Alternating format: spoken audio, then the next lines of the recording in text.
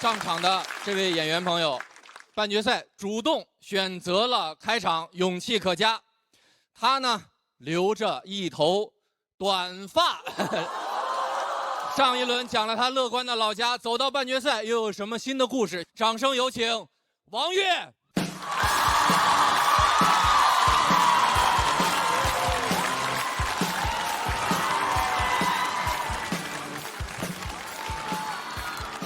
哎，大家好，我是王悦。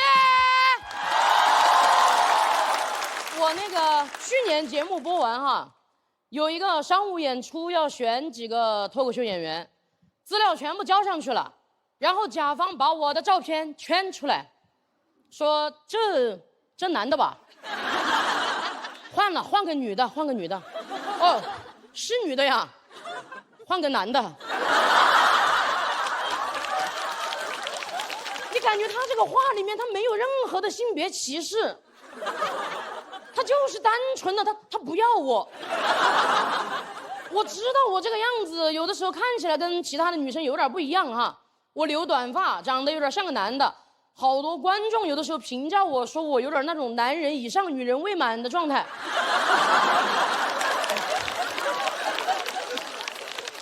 但其实我以前就意识到过这一点了，因为我读中专的时候，我学的是幼教，我们学校1000多个女生，就我这样。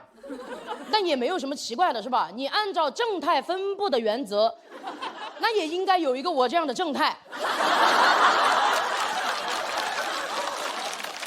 只是每次大家在寝室里面换衣服的时候，明明他们都换得好好的，但是只要我一经过哈，他们就悄悄的把那个蚊帐拉一下。那不是蚊帐吗？你感觉他又防蚊子叮他，又防我盯他，真没必要这么防我。那蚊帐你拉上我也看得见。就因为这样，我3年我都没有去过澡堂，两边都没去过啊。因为我知道，大多数人洗澡的时候他是不戴眼镜的。你说我这个样子，哪怕我默默地走进去，你不晓得多少人会尖叫着跑出来，我也没办法说我走到门口我就把衣服脱了，然后我尖叫着跑进去。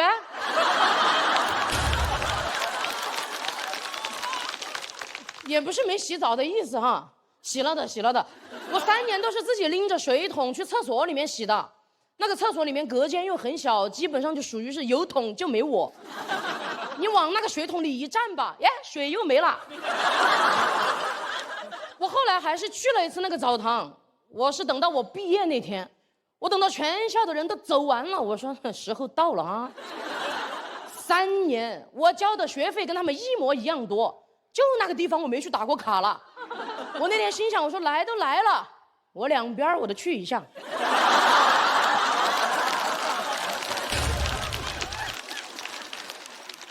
但是这个事情里面最难确认的就是人全走完了这个事儿，我就只有朝着那个澡堂里面大喊，我说还有人吗？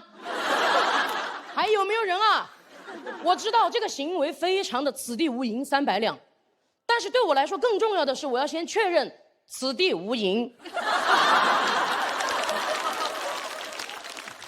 要是有银，我就说我是包街。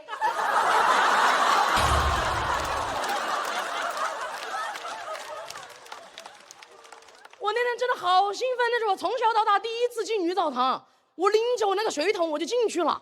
我一进去我就发现根本不用拎水桶，就是你目光所及之处皆是花洒。我说老子把这些花洒全部给它打开，然后我在里面奔跑。我说啊，全是凉水。我到现在都 PTSD 了，真的，我到现在我都怕把场子整凉。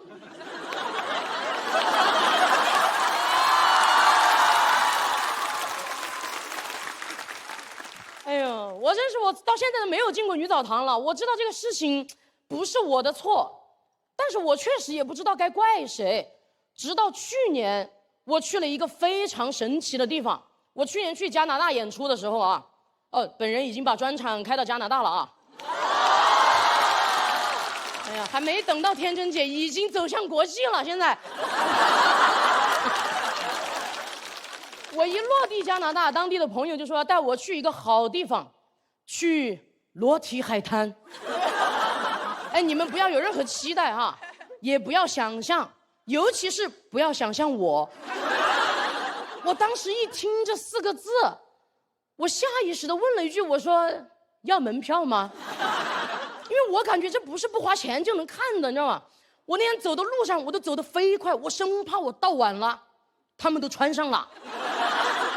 但是我一到那个海滩，那个画面映入眼帘的时候，妈呀，对我来说冲击太大了，我根本没有一点缓冲。整个海滩上各种各样的人，男女老少一丝不挂，你就感觉整个海滩上全部都是蛏子。各种颜色的皮肤，各种颜色的头发，我当时都说不出来中国话。我说 ：“Oh my God！”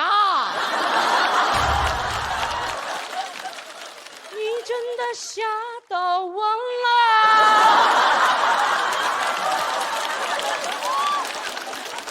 我当时脑子里面冒出来一大堆英语，什么 amazing，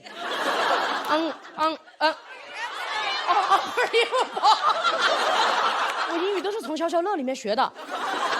我当时感觉那个消消乐在海滩上能把那些人全部消了，真的。但我下一秒钟我就在想，我说他们都不怕手机被偷吗？我想了一下，应该也不怕。你看他手机偷了，他也没地方揣呀。但我居然第一次因为自己穿着得体而感觉到有一点点不得体。在那个场景里面，哪怕我跟大家都不一样，我没有听到任何人在我旁边发出那种没有这种声音。我知道外国人他不会，但是我更没有听到有人在我旁边 dying。所有的人看向我的眼神居然都是平和，我当时看的我都有点过意不去了。我说我是不是也应该慷慨一点？咱们也应该礼尚往来嘛。但是我们东亚人真的有脱不掉的长衫。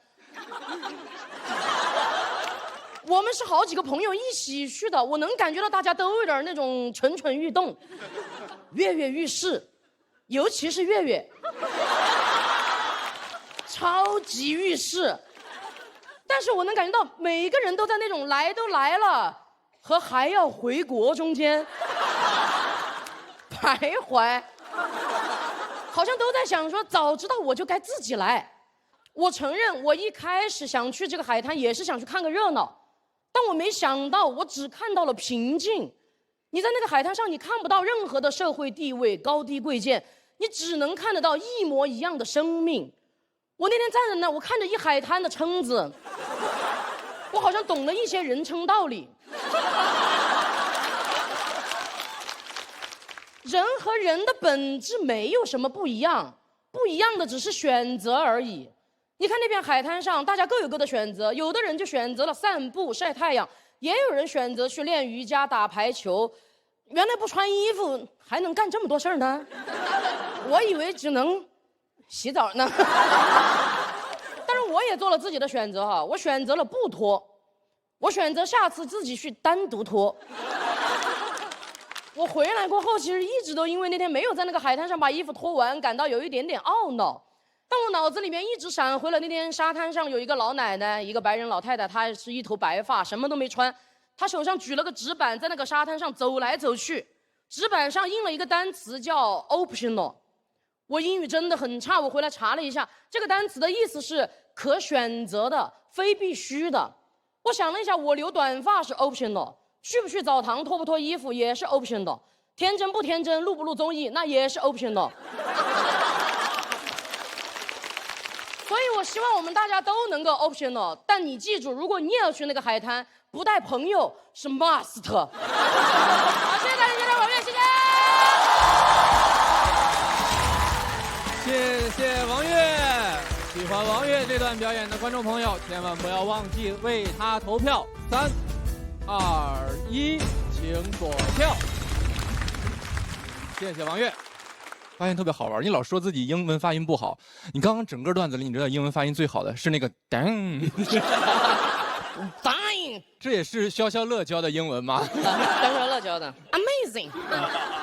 消消乐的老板是我好朋友，可以让他请你代言。姐，你早就该回来了。我说实话，那美国读啥书不是？你赶紧的。我觉得王悦现在非常有大将之风。王悦的整个表达是从一个裸体的海滩到了内心的平静，一种很外化的大家好奇心，甚至有些煽动性的那种想法，然后到了原来人生可以这样平静的看待这一切。所以我觉得这个大开大合的状态特别的好，这个选题也非常的好，尤其是你现写的稿子，我觉得还是创作能力非常强。谢谢珍姐。我确实就是第一次去到那个海滩上，除了震撼，我还有一个感受，就是我觉得人好像是穿上衣服才会有不同的身份。其实脱掉衣服，所有的人其实只有生命而已。对，因为我其实一直习惯大家对我有一点点异样的眼光，但是当你站在那个海滩上的时候，我才第一次感觉到我跟你们所有人是一模一样的，我们没有区别，只是选择不一样而已。对。那你以后会走进澡堂吗？如果澡堂里的人不介意的话，我很愿意去尝试。对，我不知道他们愿不愿意跟我共同沐浴，就是你自己开一个，就叫跃跃欲试，是吧？很好，可以。可以，欢迎大家来跃跃欲试啊！可以。其实你这几年一直都在有很多次的说到外形这件事情，但是你永远都有不同的角度再去说这个话题，让我们更透彻的了解你，也让我们更透彻的了解我们自己。其实这是一件挺难的事情的。我觉得这一次这个段子可能想把每一个大家在日常生活里面，好像你们都有被别人不同对待过的人，其实我想把大家都拉进我的这个状态和这个境遇里面来，应该都能找到一点点自己的缩影吧，我觉得啊，很好。我之前看节目的时候就很喜欢王悦，他今天讲的那些梗，我自己真的经历过，因为我也是中专学幼师的，然后我也是中专学幼师的时候去澡堂，然后见过你这样子就是短头发的女生，真的。今天你等于把我看穿，我说白了，真的。你刚刚说的那个什么词来着？哦，我的英语也不太好。Optional， 哎呦，没事，咱们中专都没学过英语，真的。Optional， 对，就是没有一定是选择，就是要选择一个正确的路。我觉得要让自己的选择变成正确的。所以刚刚回想了一下自己当时的那个心情，我觉得好像也有点不是很好。但是如果放在现在的话，我是很愿意接受这样子跟你一起洗澡。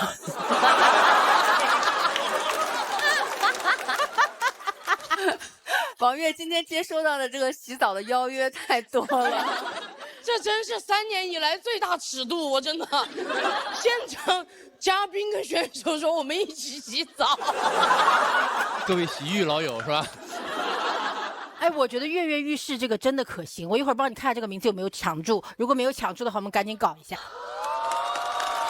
不白来，真的不白来，直接开到那个什么加拿大什么的，国内国外走向国际，咱们先问问另一边浴室的2位朋友吧。我们俩感觉插不上话啊。对，那您先邀请。邀请什么呀？我说这个话题很难继续，你知道，实在没法邀约，你知道吗？对，你可以邀约，我可以拒绝。那博哥，咱俩洗去吧，咱俩洗去。我刚刚的时候还在想，就是这个裸体海滩的这个事情，我在想，如果我什么情况下可以接受，我就觉得，那如果没有朋友的话，我也可以接受去，但是如果有朋友的话，我也会有点不好意思。没事，你带个脸基尼，青岛有那种的。我在澡堂就是。你在澡堂带脸基尼？因为我是东北人，我很喜欢去澡堂洗澡搓澡，然后呢，但是每次就会被人认出来。后来我就研究出来了一个方法，让别人认不出来我，就是我在脱衣服之前，我就先敷一张面膜，然后完了我就会带着面膜进澡堂。你别说了，就大家下次看到有面膜的就是然后我其实是有一个观点想跟您探讨一下，因为刚才您说这个看见他们就在那儿特自由啊，在那儿徜徉，特别棒哈，觉得他们特平和。但同时呢，您自己心里这个态度呢，其实也又觉得有点别扭。您又向往那个平和，但是心里还有这么一坎儿过不去。这是您怎么看的？我一开始也没有不愿意去澡堂子，我是因为感受到了别人对我的那个防备心，所以我才是感觉给别人增加了一点困扰。就如果没有那种就是让别人困扰到的感觉的话，我是完全 OK 的，没问题的。明白。对，所以您还是就心里还心思太重，老怕给别人增加负担。对，因为他们那蚊帐一拉，你知道吧，就拉上我的心门了，已经，我没招了，我真的。明白。我小时候也是总觉得老怕给别人造成麻烦，但我不知道现在。是不是我们到30都会变成老登啊？我说我啊，是就会越来越觉得，我先这么做吧，反正先试呗，这亏也亏不到哪儿去，先来试试。对，可以多尝试，反正就是 optional 嘛。谢谢王悦，谢谢王悦给我们带来非常精彩的开场表演。请王悦先来到这边暂时休息。好嘞，请大家也都从王悦的浴室里暂时出来，好不好？那接下来要上场的这位朋友。最近也是涉足了一个小小的全新的领域，想必有了新的观察啊！为什么要强调观察？掌声有请黑灯。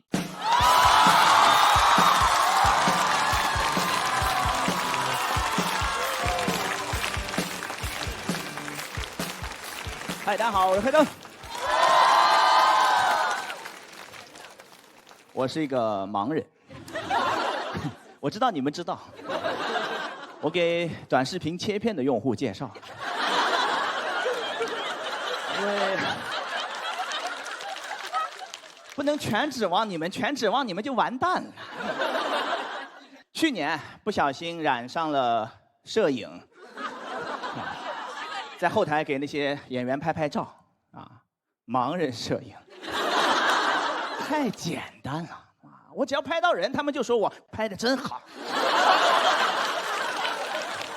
焦都没对上，说我拍的很有个人风格，是吧？有时候拍的时候我都不知道拍的是谁，发的时候也不知道发给谁。有一回拍的小海发给了翟佳宁，画面上是刘仁成。哎，就这样了，还接到了一个摄影展的邀请。我说我这个水平不足以参展吧？他说让你来看，你想啥呢？我说让我来看。你想啥呢？他说：“哎，看展你有误会，也不一定太用眼睛，用心嘛，来感受感受。”我就去感受了。他给我配了个工作人员，全程给我讲解。有一幅画面，他在那讲了3分钟，没听明白。我老婆一句话我就懂了。我老婆说不好看，走吧，下一个。看完之后就一个感觉啊，当代艺术全靠解释。就形式远远大于内容，好多人就是纯整活。有一个摄影师玩胶片的，他把那个胶片埋到土里面放了半年，说让大自然勾勒出那个画面。我心说你不解释，这谁能看得懂，是吧？我看怎么就是黑黢黢一团。那对盲人还挺友好的，因为谁看都是黑黢黢一团，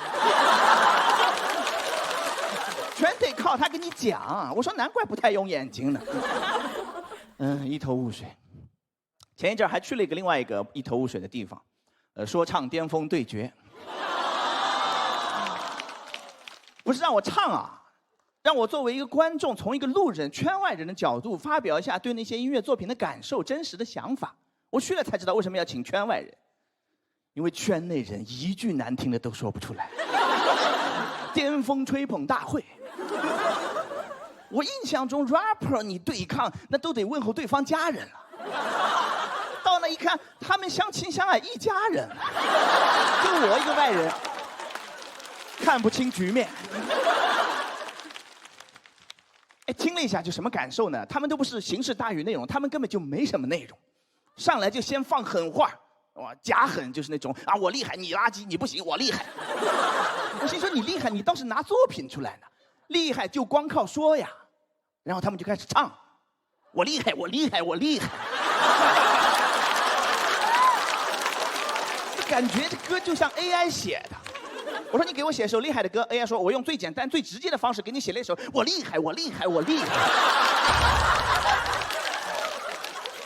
特别像小学生吵架啊！回去查了一下，发现我错了，初中生。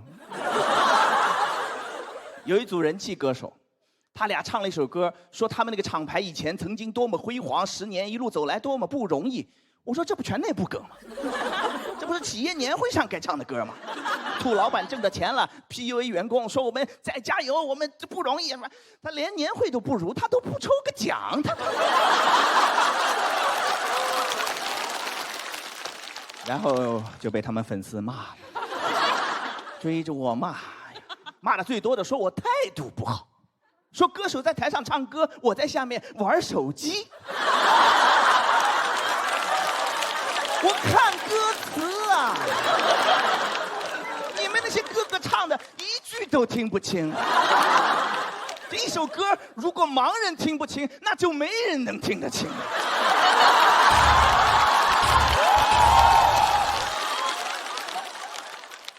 还说什么你不了解，你凭什么在那瞎评论？你来录节目至少先做个背调吧。我说怎么评论还不能评论？别说你个音乐节目了，摄影展老子都去看了。听个歌还做背调，我真要背调了，我就不来了。还巅峰对决，那巅峰的歌手一个都没在。还有那种骂的搞笑的，说你装什么装，还戴个墨镜。起个网名叫黑灯，就真当自己瞎了吗？我说你凭什么骂我？你做背调了吗你？啊！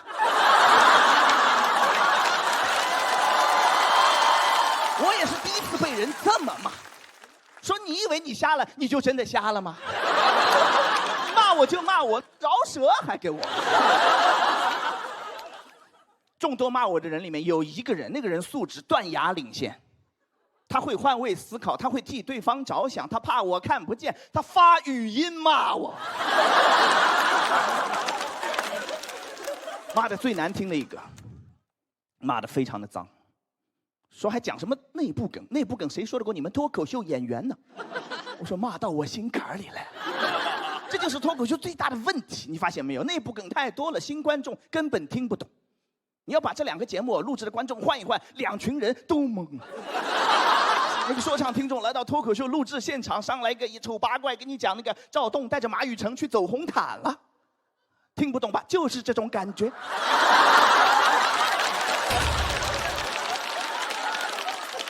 赵栋是谁？赵栋是南瓜。你要没看过3年脱口秀，南瓜你都不知道是谁。都说脱口秀门槛低，那是讲。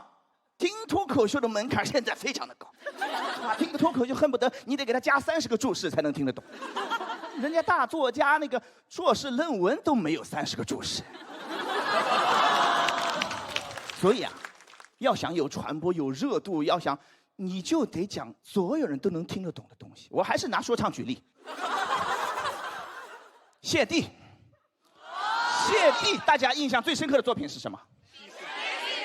那是糯米的作品。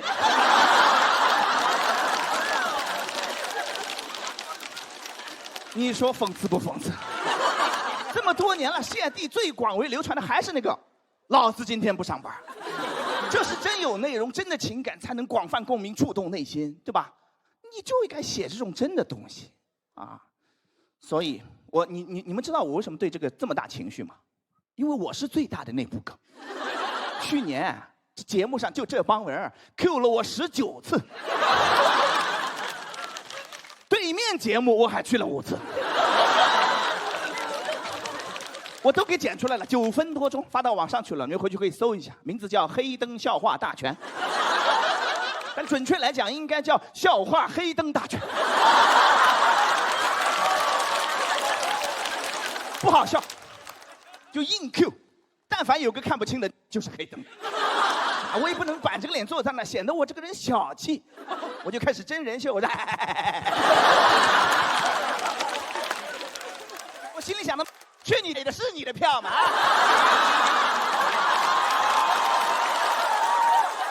都是老子的票呀！他们满票220，我应该870。所以朋友们，写点老百姓都能听得懂的好段子吧。你不能预设所有人都知道我的病情呀。别说别人了，我自己都不太搞得清楚我的病情，也是最近才搞明白的，对吧？所以。我以后每次上台，我会先介绍，我说大家好，我是黑灯，我是一个盲人，啊，为什么结尾还要再说一遍？因为有的短视频切片，他会给你把头给切了，是吧？我讲，我讲。谢谢黑灯。喜欢黑灯这段表演的观众朋友，千万不要忘记为他投票并锁票。大家能听出来，这黑灯今天情绪蛮大的啊。我是庞博，我在这边，我在那边是吧？无所谓，无所谓。黑灯今天除了这个内容之外，还带了一份这个通缉名单，对不对？是，请看大屏幕。这是我发的那个江湖笑话黑灯通缉令，线下谁给讲了黑灯了，全给记下来。我看着，还有我呢，还有你啊，还有你。哎，我没讲吗？我也讲了，没写我呀，我自首行吗？我自首，我跟谢谢自首。我刚开始说了，我说，哎，你不让你们免费给我看当眼线，发现一个奖20块钱，很快就发现太多了，后来就改成5块了，你们看到没有？还有好多钱没付钱呢，啊，真的很精彩啊！大林怎么样看这段？我是感觉到他好像比以往更愤怒一些，更激动一些。是，其实我今年就觉得，在所有选手当中，就是黑灯的表演是让我最期待的。我觉得我们应该在上学的时候都在班里讲过笑话，特别容易让大伙儿就乐了。因为你就拿这同学和那老师开玩笑，他没有不乐的。这同时也是一种内部梗，但是我觉得很难啊，很难。到决赛，我觉得都不会没有这个的存在。这个东西有时候也是快速的拉近你跟观众的距离，一句两句的没什么。黑灯这几次表演的作品态度都特别明显且特别的辛辣。啊，他没有就停在自己这个个人的事件上，比如说之前说病情、说反诈骗什么的，我觉得起码说了一点社会议题，我觉得这个还挺重要的。很多时候我们是有一个观点、一个态度，但没他这么锋利，没他这么有这么旺盛的生命力去支撑。其实黑灯老师去的那个隔壁节目我也看了，然后我还说最新一期怎么没有你了？被骂走了。因为我觉得你在那个节目上比在这个节目稍微 peace 一点。我都是笑着说的，他们说我冷笑。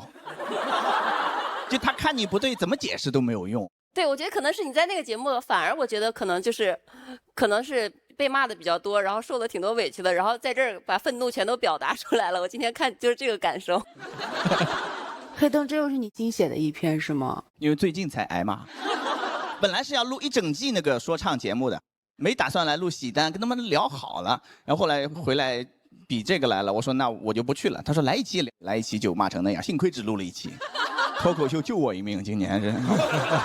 这一季尤其的觉得你的那个能量和你的愤怒，然后你的情绪都扑面而来。你给我一种感觉，就是你可以源源不断的去观察。就我特别想知道，你会有一种会枯竭感吗？还是说你一直持续的都是那么旺盛的一种创作的状态？有生活就可以，有生活就不太用内部梗，你就可以不断的有素材。我觉得是你足够的敏感，也是足够的纯粹。这个不是每个人都有生活，但不是每个人都能够像你这样能创作出来这么有态度的东西的。谢谢。我觉得黑灯像一个探照灯，就是但凡被他的探照灯照到的地方，有一种无所遁形的感觉。监控式喜剧。对，这我觉得是一种很强的能力。它有一种那种全知全能的监控系统。这个监控系统，它只要扫描到了，然后它就会进行自己的数据分析跟一些结论。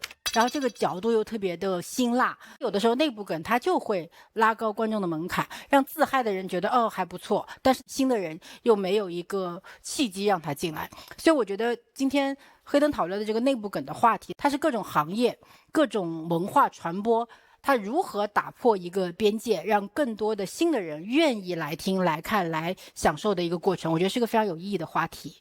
然后我也觉得黑灯功力越来越强，越来越像一个社会观察家，也越来越像一个社会评论家，也越来越像一个 rapper。他们第1季说唱的时候，我觉得哇，耳目一新，就耳一新吧，可能就是。你这也不怨大家，这玩意儿确实好笑，这是。后来就没怎么听了。然后他们找到我的时候，也是想说你从一个路人的角度去，让他们听听那种你得怎么打动我，你把这个盘子做大，你就得吸引那些人过来嘛，对吧？结果去了之后，他们反而说，哎，你不懂，你凭什么来？我刚才漏了一句，就是说不管是什么行业，脱口秀也好，当代艺术还是那个自嗨，就很快就会完蛋了。我爱脱口秀，我不想它完了。所以说回来，他也是爱这个说唱的啊。要是这事情跟我完全无关，我也就没有那么多想说的了。但我觉得很妙，给你放在前面，这个很好。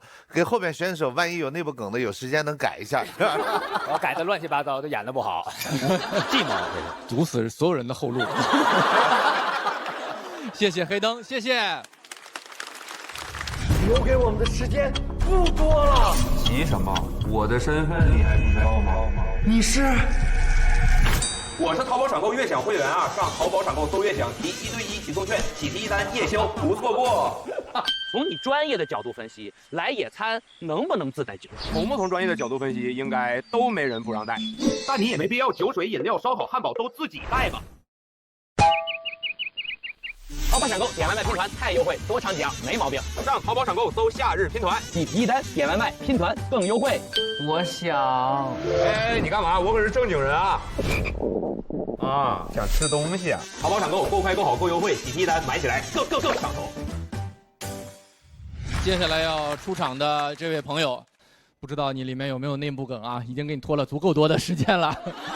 这一季跟我们分享了很多东西，有美式咖啡，有中产的公路车，还洗脑过魔镜，最终发现自己就是一位来自东北的美式小伙。掌声有请于博。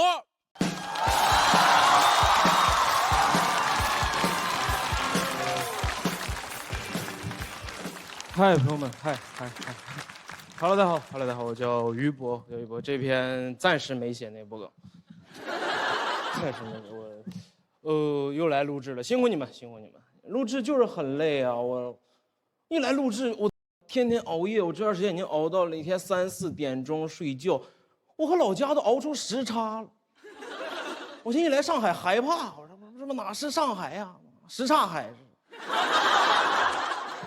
是因为我之前没有那么敢熬夜，我之前一熬夜，我妈就管我叫慢性自杀。每天准时10点一个电话打过来，于博儿子10点了，立马放下手里东西倒头睡觉。现在放下睡觉10点，我一般在从剧场骑电动车回家的路上，我说是2只手都放下吗？不让慢性自杀是嫌慢，熬夜吃点夜宵，慢性自杀，炸串烧烤，慢性自杀，那怎么可能？我和女朋友在一起熬夜吃点那个炸串烧烤，多开心呢！这最多算慢性殉情。我妈不能理解，因为她是不懂表现温柔的人，她还以为殉情是古老的传言呢。不是，你说他真健康吗？也不是，他只是不吃外边的东西，光吃自己做的饭嘛。但问题同样，如果当天不做饭，就是头一天晚上，或者前1周自己做的饭，饭放时间太长了。我家吃的腊肉全是上一顿的鲜肉，冰箱端出一盘剩的小鸡炖蘑菇，第一顿没放蘑菇。他自己会长，以为自己做饭健康，最后就活在对安全的幻想里，因为真出事自己意识不到。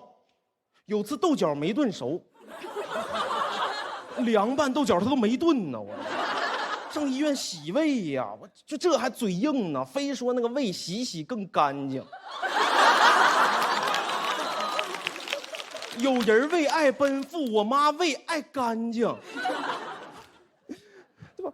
但这就是我们的区别，对吧？我知道我吃那玩意儿可能外边的不干净、危险、脏，但我能提前看得见，就能预防，对吧？麻辣烫端出来，看着黑色液体小勺，我就知道去厕所吃，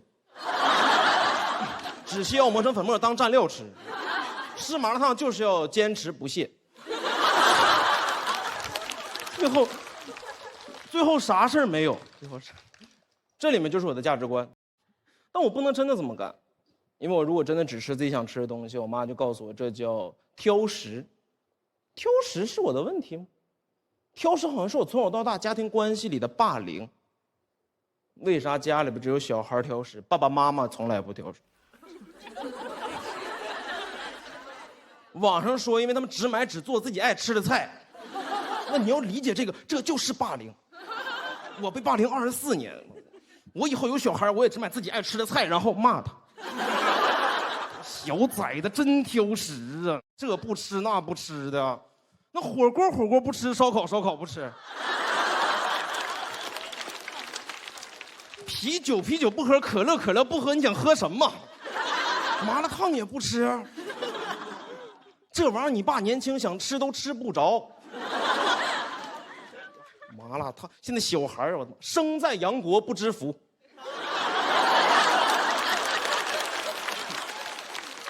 老说我吃那玩意儿没营养，对吧？我不排斥营养，我热爱营养。我现在边喝可乐边吃钙片，我喝可乐往里边加钙片，这都脆波波。是因为话语权在上面，他们定义我挑食，同时定义我吃的东西叫垃圾食品，就吃。每个垃圾食品都有自己的传说，名菜才有传说。听过吗？就那炸鸡，说那鸡是拿6只翅膀的鸡做的，拿那老3头6臂的鸡做的。大人用这种传说吓小孩不敢吃，怎么可能？小孩听了肯定特别想吃。谁吃过3头6臂的鸡呀？谁见过呀？3头6臂就见过哪吒，谁吃过油炸哪吒呀？吃油炸哪吒，我要卷敖丙。老陈塘关鸡肉卷这一块，老拿都市传说吓小孩不敢吃，有没有可能反而会激起小孩的好奇心呢？对吧？我们小时候那老谣传，说有个辣条，说是拿他爸做的，拿他爸做，这辣条谁听了不想吃啊？你不好奇吗？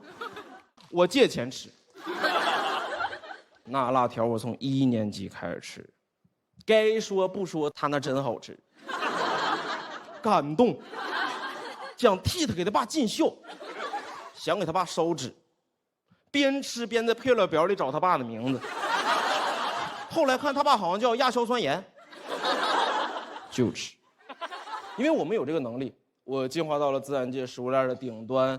靠的不是我的利齿爪牙，而是我 pH 值大概1.3几的胃酸。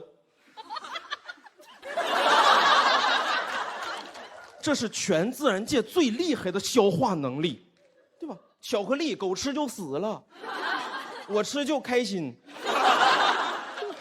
人的身体比各位想象的更强大，自然界中没有任何一种动物可以喝92度的开水，没有。但我爸可以。92度接出来好不好？92度能直接在他胃里边做手冲。92度，我爸不怕开水烫，我喝不了，我爸就骂我。小崽子，细皮嫩肉，这一代小孩娇贵废。92度算什么？你爸年轻搁工地干啥的？端铁水的，融化的铁水，能理解，因为你端的玩意儿1600多度，对吧？问题是你那个嗓子是怎么练的呀？端的满一盆铁水，要洒了，他说：“哎呀妈呀，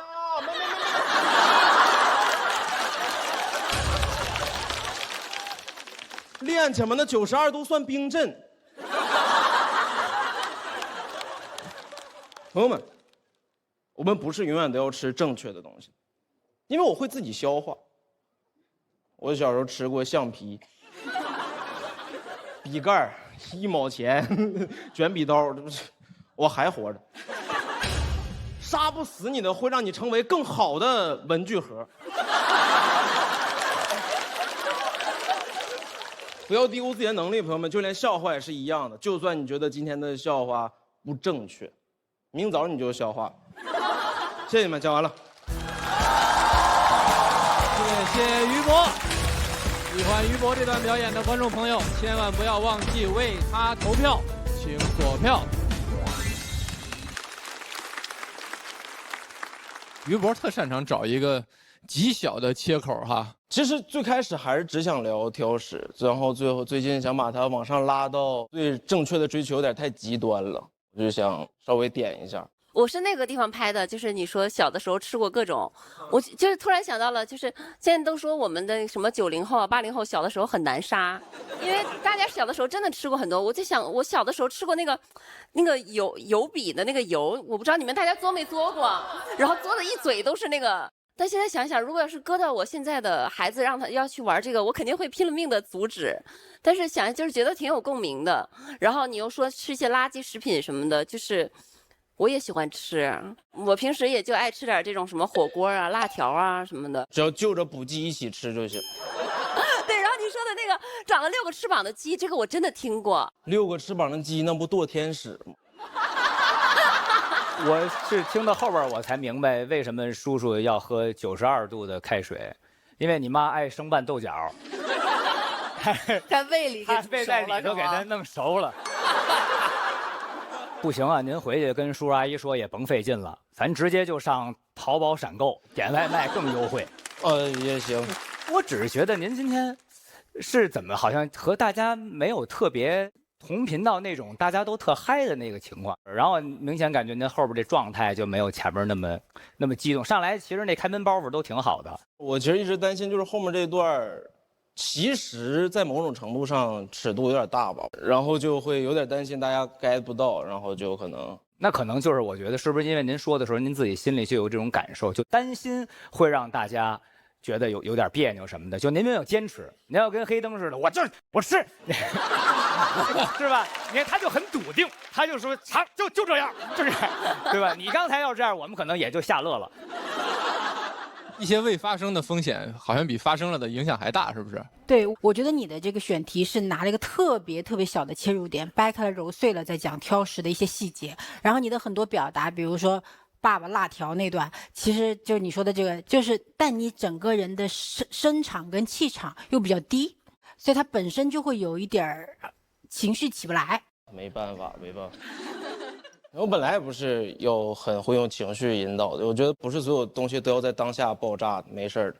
我之前说过，我说我特别喜欢你说话那个黏糊的那个劲儿，但今天那个黏糊呢，好像是真黏糊了，倒不是说非得爆发的去演，我觉得可能还是你自己不是你自己最舒适的一种状态，是吗？还行吧，可能是接黑灯比较害怕，我不吃人，我也比较懦弱。有的时候现场并没有如我想象的一下子就起来了，就是你回味一下，他刚才其实那些点以及那些包袱，他都在，也都挺好，但有可能真正到了网络上，那个回馈是还不太一样。这有时候现场跟那个实际网络观看的那个感受是会有一些区别。挺好，来，掌声给于博，请你先来到我们身边。我觉得这篇稿子很好。他这篇稿子是需要时间去想的，是需要时间去看的。这篇好，在我看来是我当下最想说的东西。我觉得最近这种感触就是，大家只允许一个道德完人的出现，所有歪理都不给他任何包容，这个在我看来是反喜剧的。我想试着阐释一下，正确不是当下最重要的东西，但目前看还是道阻且长。